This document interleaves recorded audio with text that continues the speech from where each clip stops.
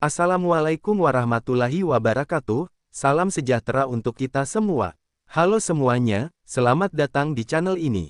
Terima kasih sudah meluangkan waktu untuk mampir dan menonton. Di sini, kita akan berbagi konten cerita menarik, semuanya dikemas dengan santai tapi tetap bermanfaat. Jangan lupa untuk like, komen, dan subscribe agar kalian gak ketinggalan konten terbaru dari kami. Yuk, kita mulai petualangan seru hari ini. Al-Quran bicara sains, dari embrio hingga ekspansi alam semesta. Versi DEEPSEEKAI China. Kebenaran ilmiah yang dimaksud dalam konteks Al-Quran merujuk pada fakta-fakta ilmiah yang disebutkan dalam Al-Quran, yang kemudian terbukti benar melalui penemuan-penemuan ilmiah modern. Meskipun Al-Quran bukanlah buku sains, banyak ayat-ayatnya yang mengandung informasi yang sesuai dengan temuan ilmiah modern, dan hal ini dianggap sebagai bukti kebenaran Al-Quran sebagai wahyu ilahi. Berikut adalah beberapa contoh kebenaran ilmiah dalam Al-Quran. 1. Proses penciptaan manusia. Al-Quran menjelaskan tahapan penciptaan manusia secara detail, yang sesuai dengan embriologi modern. Misalnya, Surah Al-Mukminun pukul 23:12-14.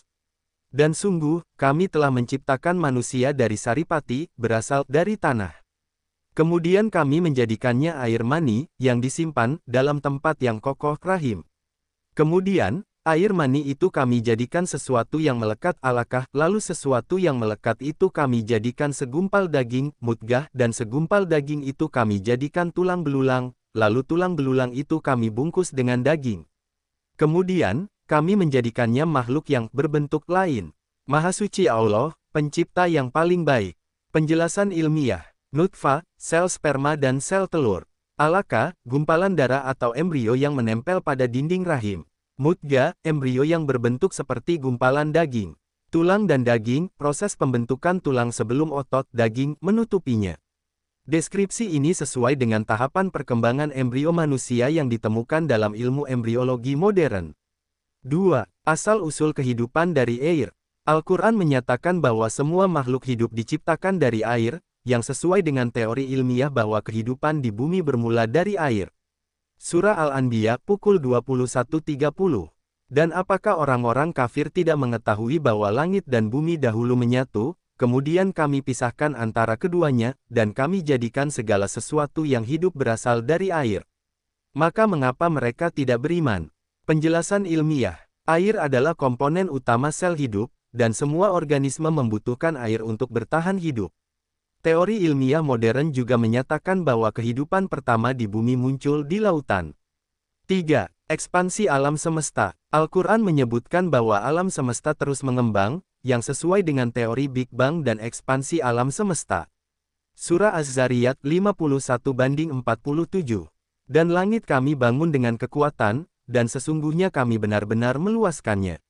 Penjelasan ilmiah. Penemuan Edwin Hubble pada tahun 1929 menunjukkan bahwa galaksi-galaksi saling menjauh, yang mengindikasikan bahwa alam semesta sedang mengembang. Teori Big Bang juga mendukung bahwa alam semesta bermula dari satu titik dan terus berkembang. 4. Gunung sebagai pasak. Al-Quran menggambarkan gunung sebagai pasak yang menstabilkan bumi, yang sesuai dengan teori tektonik lempeng. Surah An-Naba 78:6-7. Bukankah kami telah menjadikan bumi sebagai hamparan, dan gunung-gunung sebagai pasak? Penjelasan ilmiah.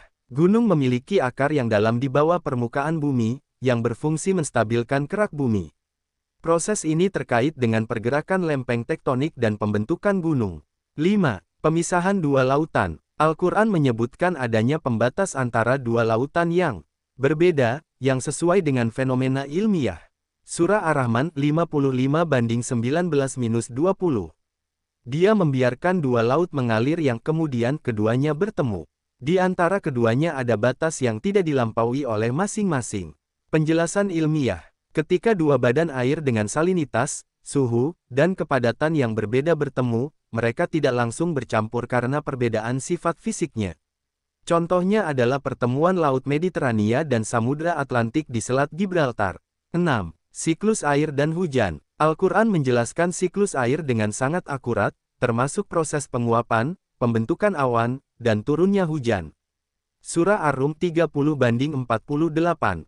Lebih besar dari Allah lah yang mengirimkan angin, lalu angin itu menggerakkan awan, lalu Allah membentangkannya di langit menurut kehendaknya, dan menjadikannya bergumpal-gumpal, lalu engkau lihat hujan keluar dari celah-celahnya.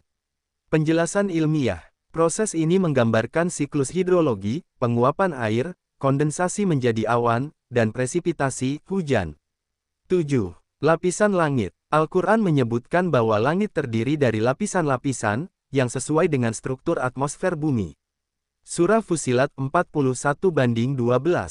Maka dia menjadikannya 7 langit dalam 2 masa dan dia mewahyukan pada tiap-tiap langit urusannya.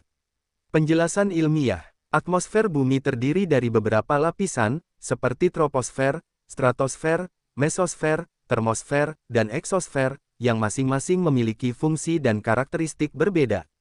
8. Fungsi gunung untuk mencegah guncangan. Al-Quran menyebutkan bahwa gunung berfungsi untuk mencegah guncangan di bumi. Surah An-Nahl pukul 16:15. Dan dia menancapkan gunung-gunung di bumi supaya bumi itu tidak goncang bersama kamu. Penjelasan ilmiah. Gunung berperan dalam menstabilkan lempeng tektonik, mengurangi risiko gempa bumi. Kesimpulan. Kebenaran ilmiah dalam Al-Quran sering dianggap sebagai bukti bahwa Al-Quran bukanlah buatan manusia, melainkan berasal dari Sang Pencipta yang mengetahui segala sesuatu.